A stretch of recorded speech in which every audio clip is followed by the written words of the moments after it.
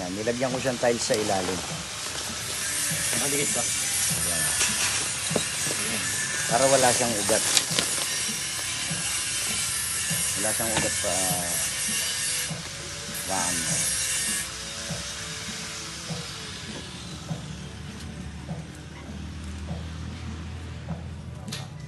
Bawas ulit. Roll na yung gunting.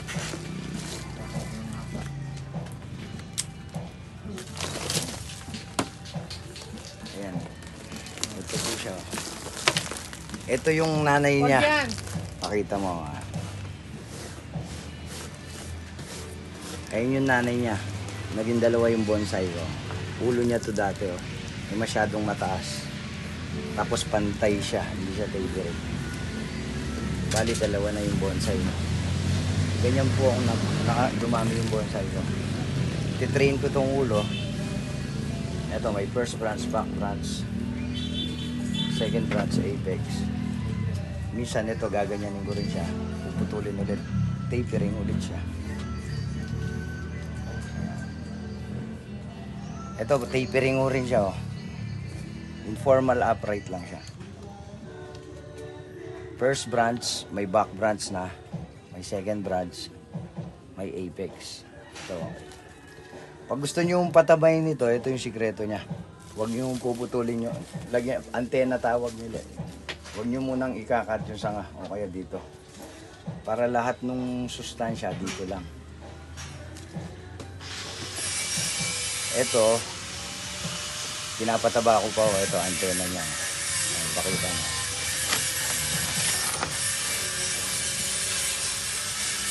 Yan. I-re-repat natin yan ito. Babalik na ulit.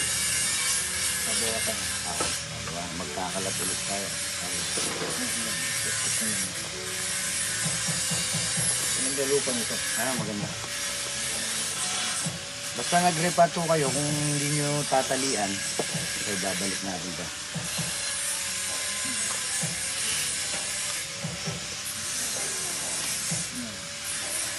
Tanggalin na natin ito. Hawakan na. Mapuro rin na yung ano.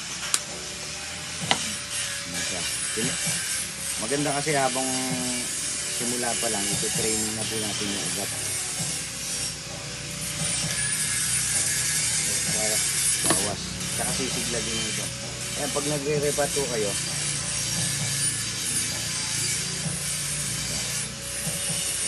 lagyan mong ano ito. Nilagyan mo na.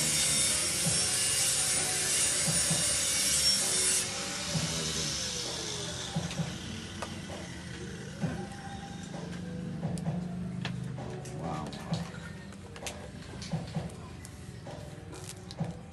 Alambre na. Ano, bonsai wire pala. Dala na hanggang ilalim na eh.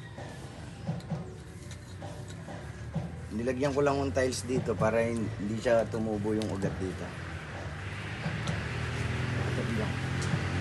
Kung wala po kayong tali dito, ay yung bonsai wire. Basta bagong repat siyang ganyan. Iwasan lang po siyang yung magalaw-galaw. Ayan, tinanggalan ko na rin po ng dahon to para pag tubo na. Hindi siya magtampo.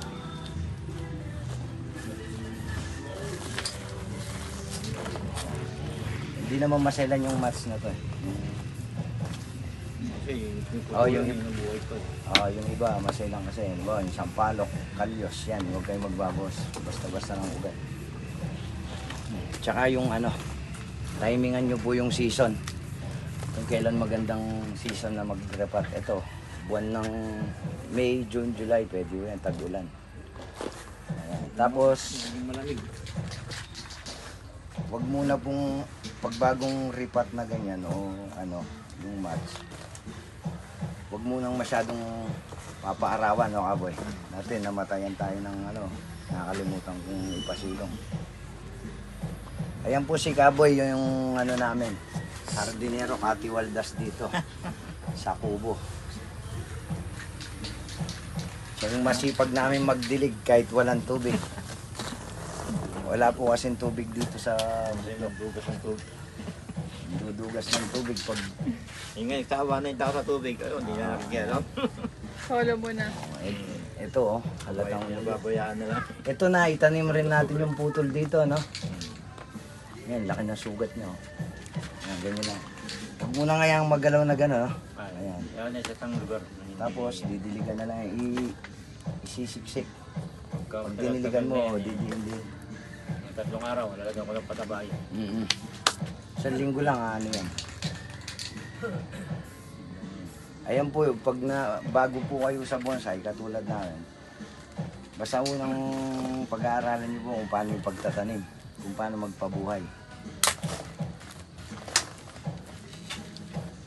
Ito yung nanay niyo, ang ganda na. Tanda. Parang super red balete nga ho ito eh. Kasi pag nagdahon to,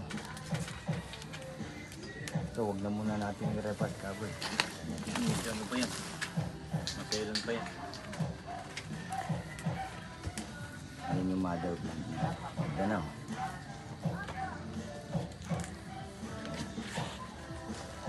Ayun lang po, thank you.